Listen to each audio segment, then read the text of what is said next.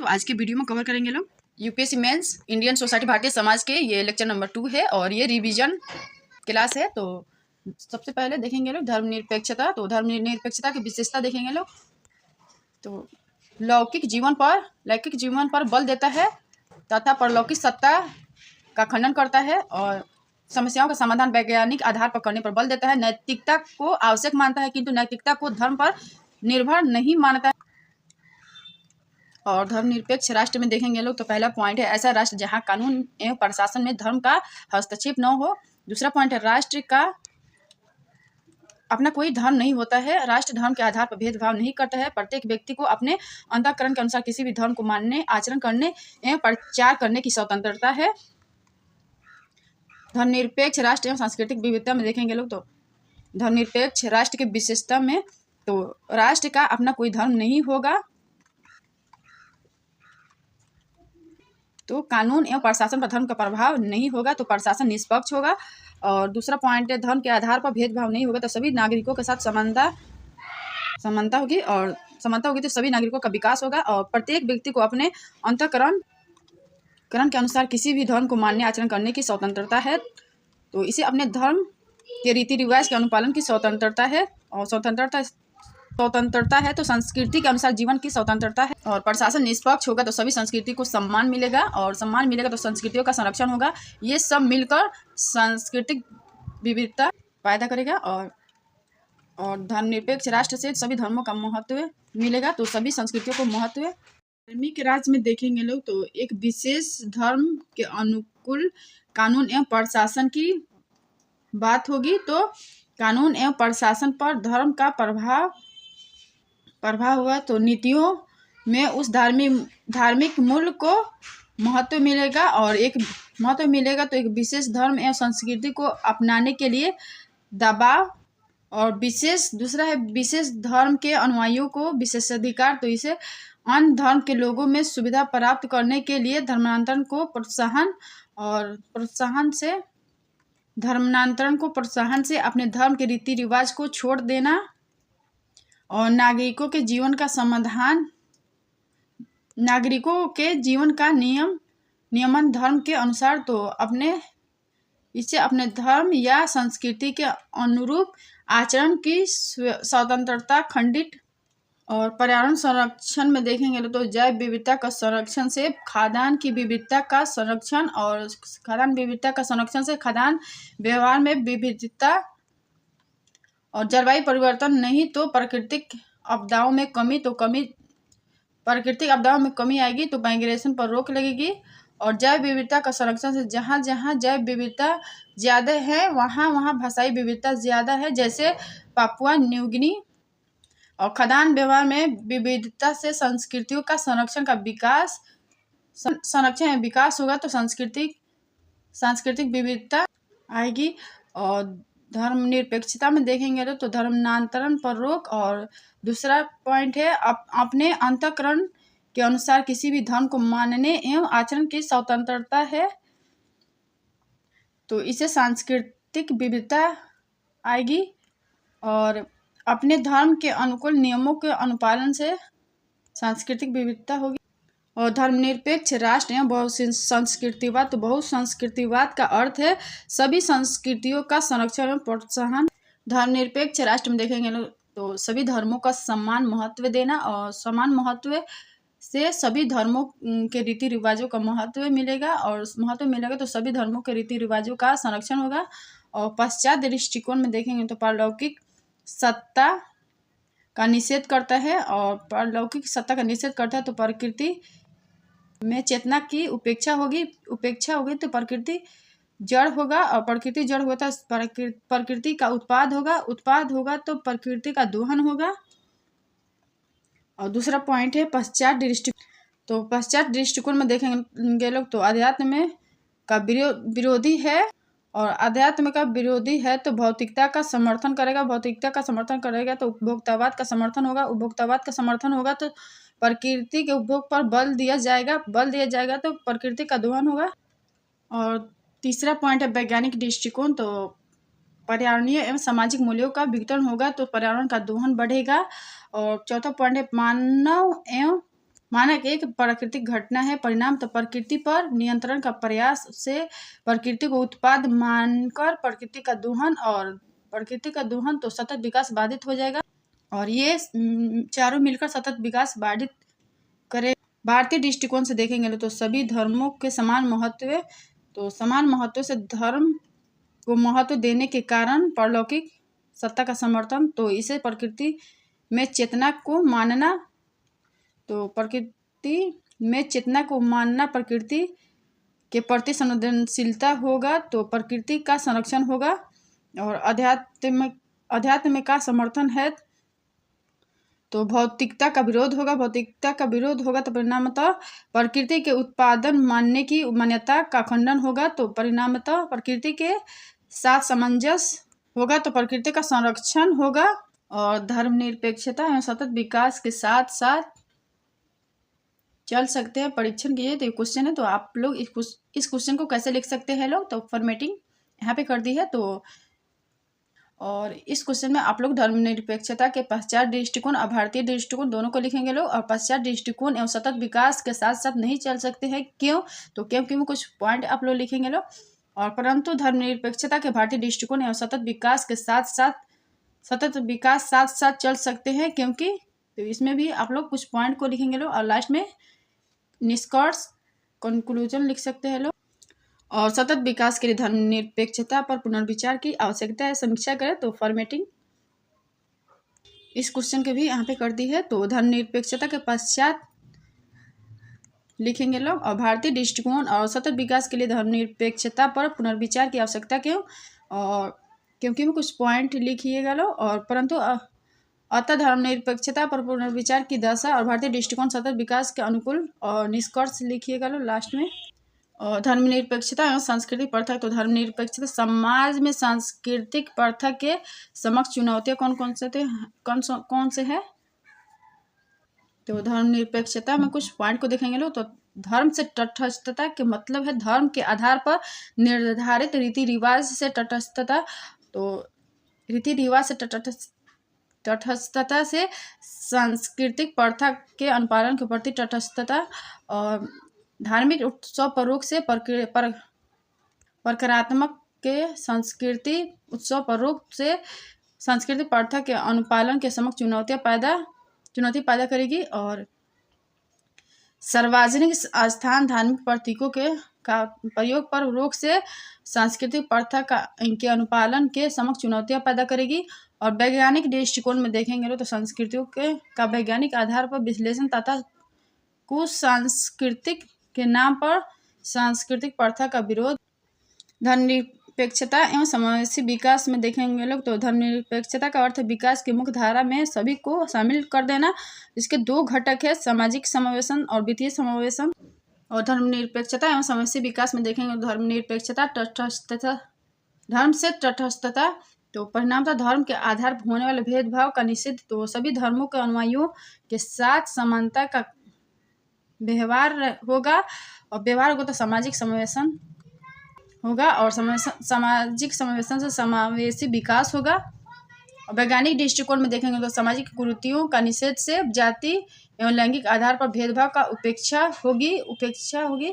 और समस्याओं के समाधान वैज्ञानिक आधार पर, तो सभी को समान अवसर मिलेगा, तो सामाजिक समावेशन होगा। और जाति एवं लैंगिक आधार पर भेदभाव की उपेक्षा होगी, तो सामाजिक समावेशन होगा।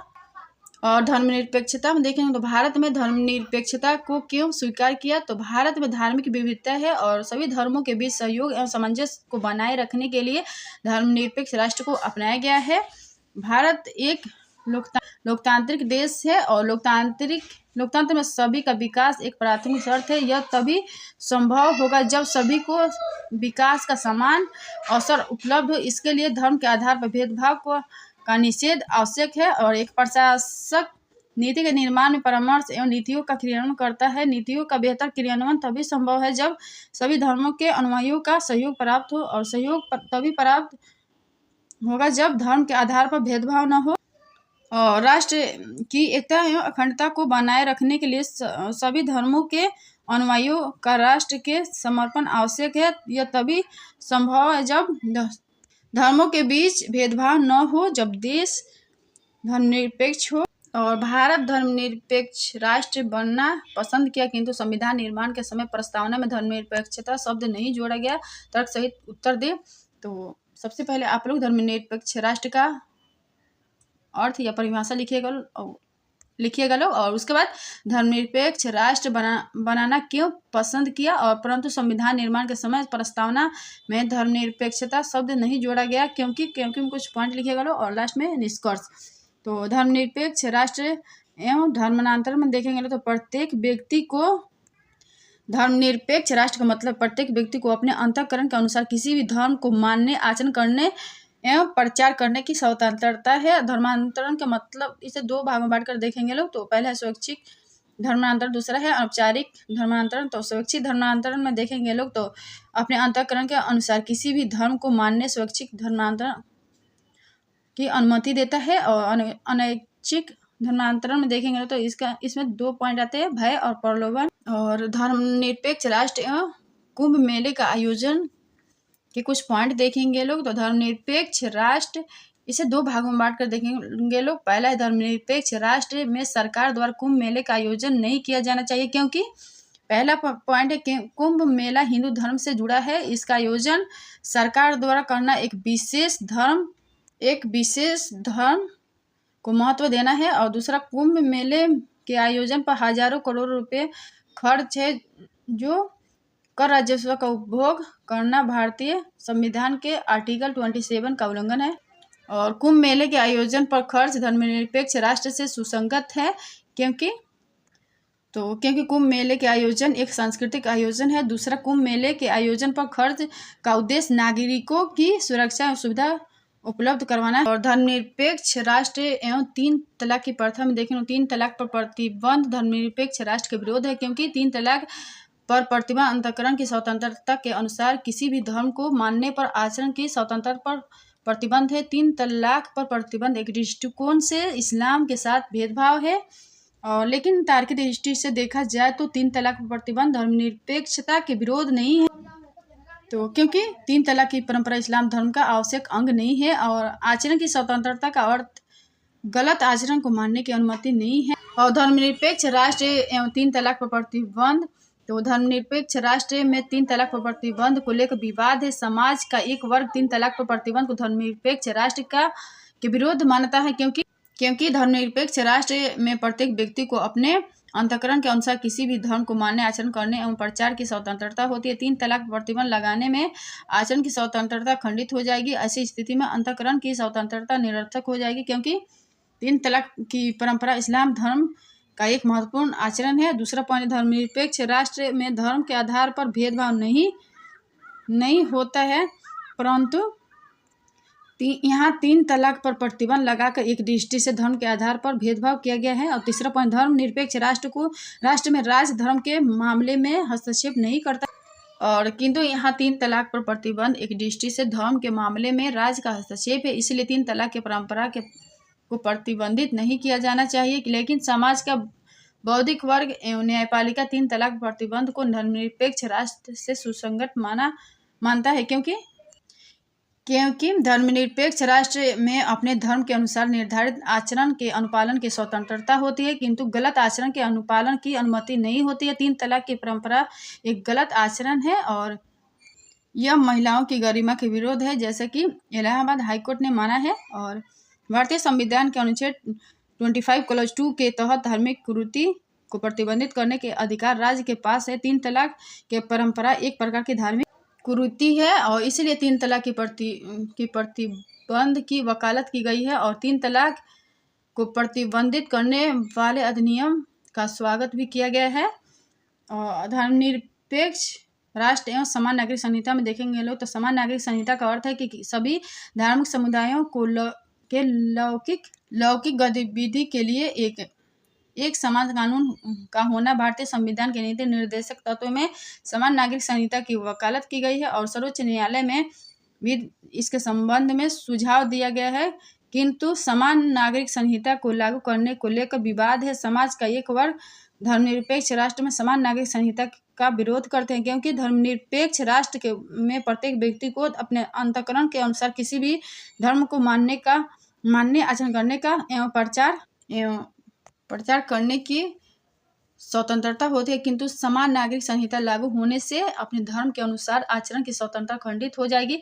दूसरा पॉइंट, धर्मनिरपेक्ष राष्ट्र में धर्म के आधार पर भेदभाव नहीं होना चाहिए, किंतु समान नागरिक संहिता को लागू करने के लिए धार्मिक रूप से अल्पसंख्यक समुदाय को लक्षित किया जा रहा है, जो एक दृष्टि से धर्म के आधार पर भेदभाव ही है। इसीलिए समान नागरिक संहिता का विरोध किया जाता है। लेकिन तार्किक दृष्टि से विचार किया जाए तो उपरोक्त मत से सहमत नहीं हुआ जा सकता, क्योंकि पहला पॉइंट, समान नागरिक संहिता का उद्देश्य महिलाओं के शोषण को रोकना है। इससे लौकिक गतिविधियां नियमित होती हैं और तथा अनुच्छेद आर्टिकल 25(2) में यह कहा गया है कि राज्य लौकिक गतिविधियों का निर्देशित कर सकता है। दूसरा पॉइंट, प्रत्येक व्यक्ति को अपने अंतःकरण के अनुसार किसी भी धर्म को मानने और एवं आचरण की स्वतंत्रता दी गई है, किंतु आचरण की स्वतंत्रता का अर्थ है गलत आचरण को मानना नहीं। समान नागरिक संहिता को से व्यक्ति की धार्मिक स्वतंत्रता खंडित नहीं होगी, बल्कि धर्म के नाम पर महिमामंडित गलत आचरण खंडित होगा। इसीलिए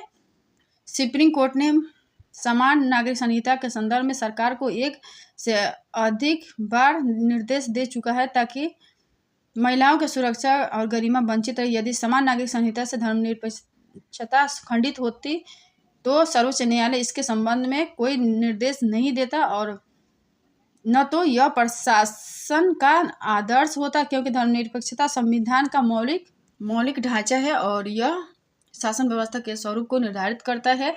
वैश्वीकरण और धर्मनिरपेक्षता में देखेंगे तो वैश्वीकरण के युग में धर्मनिरपेक्षता की स्वीकार्यता में वृद्धि हो रही है, क्योंकि वैश्वीकरण पूंजीवाद को प्रोत्साहित कर रहा है तो उपभोक्तावाद को प्रोत्साहन मिलेगा और उपभोक्तावाद के प्रोत्साहन से भौतिकता को प्रोत्साहन और भौतिकता को प्रोत्साहन से भौतिकता से धर्म से तटस्थ हो जाएंगे और वैश्वीकरण से पूंजी का मुक्त आवागमन होगा तो औद्योगिकरण होगा तो रोजगार में वृद्धि होगी तो गरीबी में कमी आएगी तो शिक्षा में निवेश होगा और शिक्षा में निवेश होगा तो शैक्षिक प्लस तार्किक विकास होगा और तार्किक विकास होगा धर्म की तार्किक व्याख्या होगी तो धर्म के प्रति आस्था कम होगी तो धर्म के प्रति उदासीनता होगी और उदासीनता होगी तो धर्म से तटस्थ होंगे और धर्म से तटस्थ होंगे तो धर्मनिरपेक्ष की तरफ जाएंगे। और वैश्वीकरण के युग में अनुसंधान एवं तकनीक का विकास, तो तकनीक के बल पर धार्मिक चमत्कारों का खंडन शुरू हुआ तो धर्म की स्वीकार्यता कम हुआ तो धीरे धीरे धर्म के प्रति उदासीनता एवं तटस्थता का भाव पैदा हुआ और इससे धर्मनिरपेक्षता का विकास होगा। और वैश्वीकरण में देखेंगे तो वैश्वीकरण इस युग में अमेरिकी एवं यूरोपीय संस्कृति का प्रसार हुआ तो इस संस्कृति में निहित धर्मनिरपेक्ष संस्कृति का प्रसार से परिणामतः धर्मनिरपेक्ष मूल्य की स्वीकार्यता में वृद्धि हुई तो समाज धीरे धीरे धर्मनिरपेक्षता की ओर अग्रसर होने लगा। और वैश्वीकरण में देखेंगे लोग तो पांचवा पॉइंट है वैश्वीकरण। तो वैश्वीकरण धार्मिक चमत्कारों का खंडन तथा विज्ञान के विकास से धर्म के लिए काम संभव होने लगे तो इससे विज्ञान की ओर झुकाव में वृद्धि हुई तो समस्याओं का समाधान वैज्ञानिक आधार पर होने लगा तो धर्मनिरपेक्षता की ओर अग्रसर होने लगे। और छठा पॉइंट है वैश्वीकरण। तो वैश्वीकरण विभिन्न धार्मिक मूल्यों के बीच निकटता आने लगी वैश्वीकरण से और आने लगी तो एक दूसरे से धार्मिक मूल्यों एवं सांस्कृतिक उत्सवों में सहभागिता में वृद्धि होने लगी तो सहिष्णुता का भाव पैदा होने लगा और इसे सभी धर्मों के प्रति समान भाव से धर्मनिरपेक्षता आई और धर्मनिरपेक्ष होना फैशन बन गया है। तो धर्मनिरपेक्षता वैज्ञानिक दृष्टिकोण की वकालत करता है जो बौद्धिकता का पर्यायवाही माना जाता है और धर्मनिरपेक्ष मूल समाज को प्रगतिशील बनाता है तथा आधुनिक मूल्यों पर बल देता है। इसीलिए प्रत्येक व्यक्ति स्वयं को धर्मनिरपेक्ष कहलवाना पसंद करता है और भारतीय धर्मनिरपेक्षता सभी धर्मों के साथ समान भाव रखने पर बल कहता है सभी धर्मों के साथ समान भाव रखना निष्पक्षता का मानक है और बौद्धिक वर्ग स्वयं को निष्पक्ष मानता है। और धर्मनिरपेक्ष होने का अर्थ है कि नैतिकता को स्वीकार करना किंतु नैतिकता को धर्म पर निर्भर न मानना। तो अगर वीडियो पसंद तो like share comment and subscribe कर दीजिएगा। Thank you.